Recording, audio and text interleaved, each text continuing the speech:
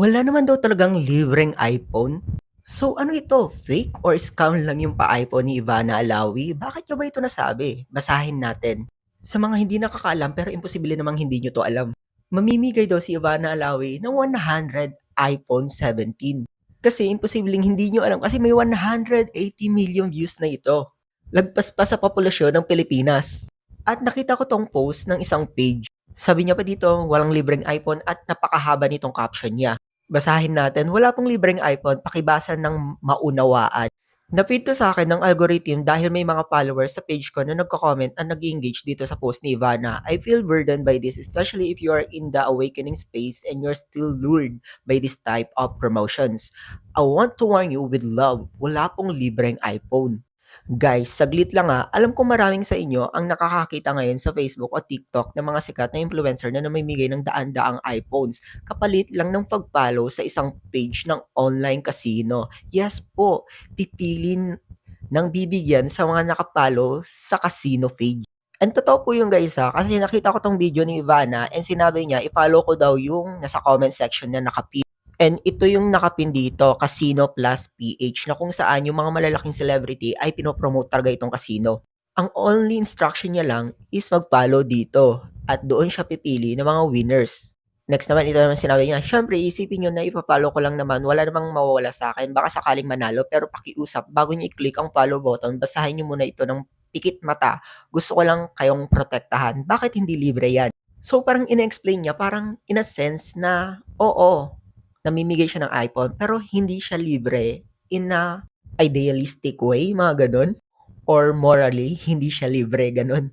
Ikaw at ang attention mo, ang produkto, hindi sila namimigay ng milyong-milyong pisong gadget dahil mababait sila. Binabayaran nila ang influencer para makakuha ang attention, para makuha ang attention mo. Kapag pinalo mo ang page na yan, araw-araw nang dadaan sa feed mo ang promotion nila. Isang araw kapag gipit ka or na-curious, baka subukan mong maglaro at doon ka nila masilaw. Dugo at pawis ng iba ang pambili riyan. Saan galing ang pambili ng 100 pirasong iPhone? Galing yan sa pera ng mga taong nalulung sa sugal, mga pamilyang nawalan ng pambili ng pagkain, mga nagbebenta ng ari-arian at mga pabaon na sa utang, at ang bawat premyong napapanalunan sa ganitong giveaway ay may katumbas na sirang buhay ng ibang tao. And guys, sobrang gets ko tong post na 'to. As someone na nagsusugal at nalulung sa sugal, sobrang understood or feel na feel ko talaga 'tong message niya.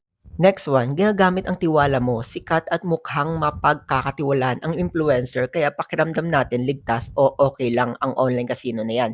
Pero negosyo pa rin yan na ang layunin ay kumita mula sa pagkatalo ng mga manglalaro.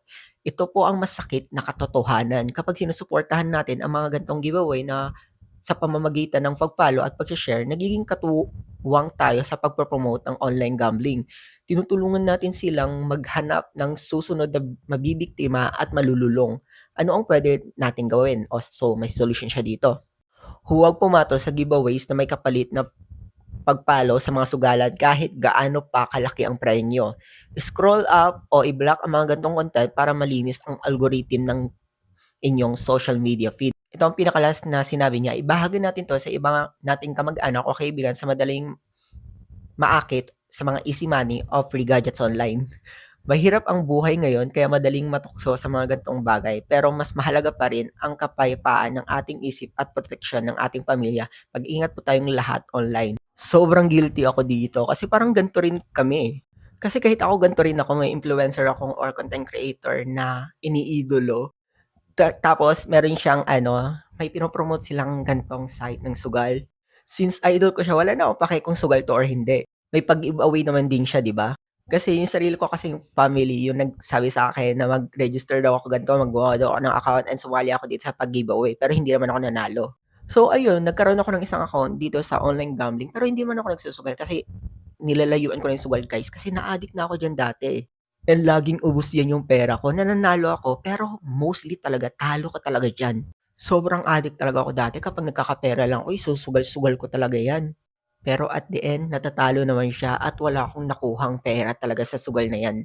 At ang dami na ring taong gumagawa ng gimmick na para mapansin ni Ivana Alawi, katulad nitong mga ibang tao na kung saan gumagamit sila ng AI at ini-edit nila si Ivana Alawi sa photo nila na binibigyan sila ng iPhone.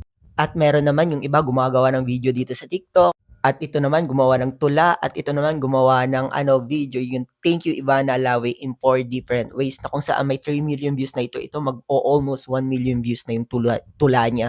Galing nga pala 'to kay Bro Awaken. So sa tingin niyo guys, agree ba kayo sa sinabi niya or hindi? Sa akin naman may sense naman yung sinabi niya, and baka sabihin niyo rin na nasa sa inyo na yan kung magsusugal kayo or hindi. Guys, nandiyan na rin ako sa punto ng buhay ko na parang nasa sa akin na yan kung magsusugal ba ako or hindi. Kasi na-influence ako ng mga content creator na yan, na-try ko nalulung sa sugal. So, sino may kasalanan? Siyempre, sisisihin mo sarili mo. Diyan tayo magaling sa victim blaming tayo magaling. Sarili ko na lang sisihin ko para tapos ang usapan.